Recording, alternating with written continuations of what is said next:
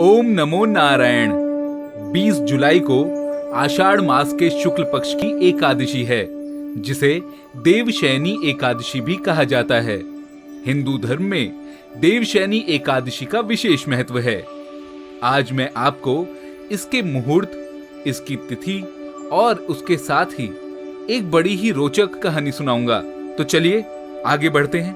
देवशयनी एकादशी से जगत के संचालक भगवान विष्णु 4 महीने के लिए शयन करने चले जाते हैं। इस तिथि से 4 महीने तक देवताओं की रात्रि होती है। देवता शयन करने जाते हैं, इसीलिए इस आषाढ़ी एकादशी को देवशयनी एकादशी, हरिशयनी एकादशी या सिर्फ शयनी एकादशी के नाम से भी जाना जाता है। देवताओं के योग निद्रा में जाने के कारण 4 महीने तक कोई भी मांगलिक कार्य नहीं होता। इन 4 महीनों को चतुर्मास भी कहते हैं, जिसका प्रारंभ देवशयनी एकादशी से ही होता है। चातुर्मास में भगवान शिव और उनके परिवार की आराधना होती है, क्योंकि इस चातुर्मास में भगवान शिव जगत के संचालक और संहारक दोनों की भूमिका निभाते हैं।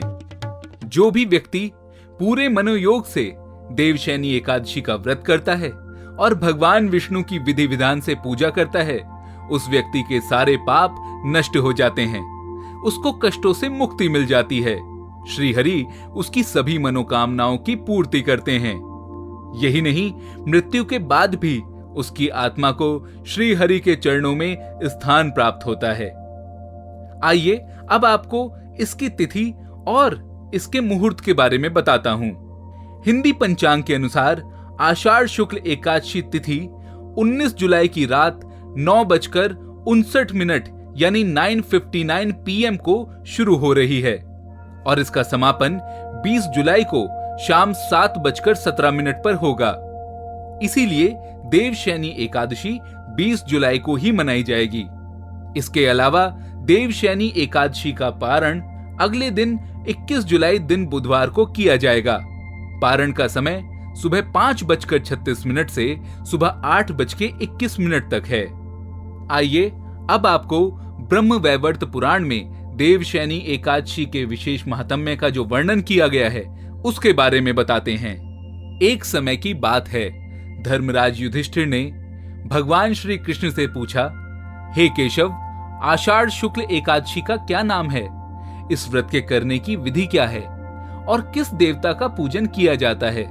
तब भगवान श्री कृष्ण कहने लगे कि हे युधिष्ठिर, एक समय नारद जी ने ब्रह्मा जी से यही प्रश्न किया था।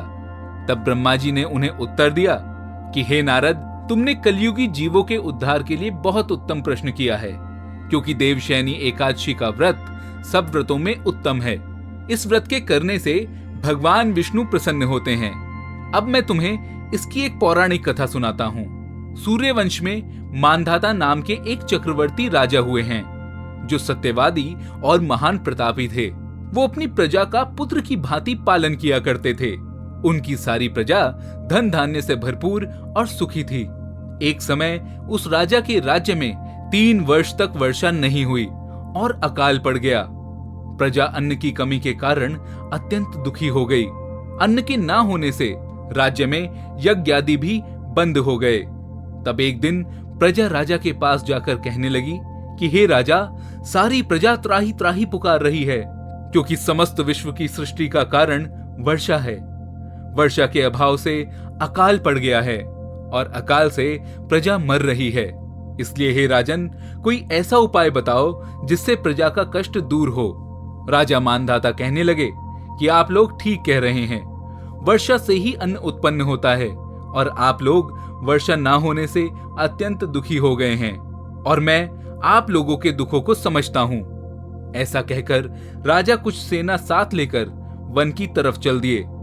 वे अनेक ऋषियों के आश्रम में भ्रमण करते हुए अंत में ब्रह्मा जी के पुत्र अंगिरा ऋषि के आश्रम में पहुंचे।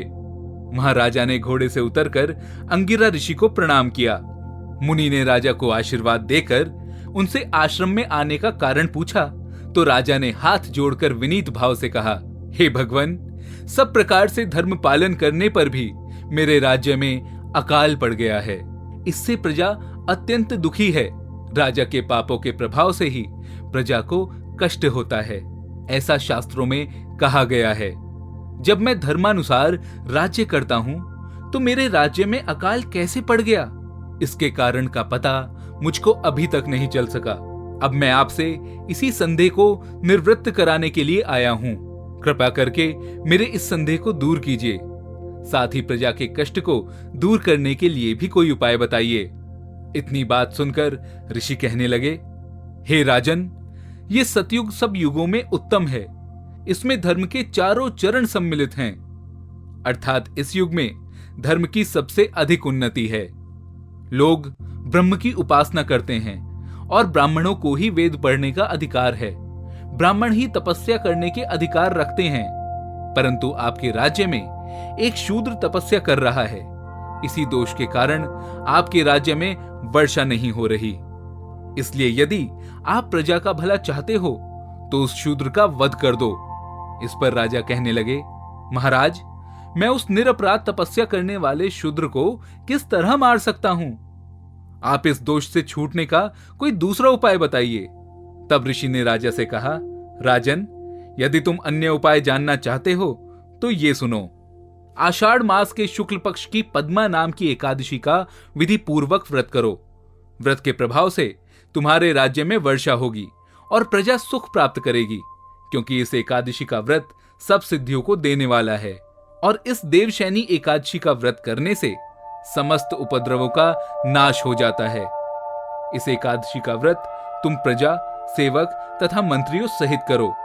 तब मुनि के इन वचनों को सुनकर राजा अपने नगर को वापस आ गए और उन्होंने विधि पूर्वक पद्मा एकादशी यानी देवशैनी एकादशी का व्रत किया और फिर उस व्रत के प्रभाव से बहुत जोर की वर्षा हुई और प्रजा को सुख पहुंचा।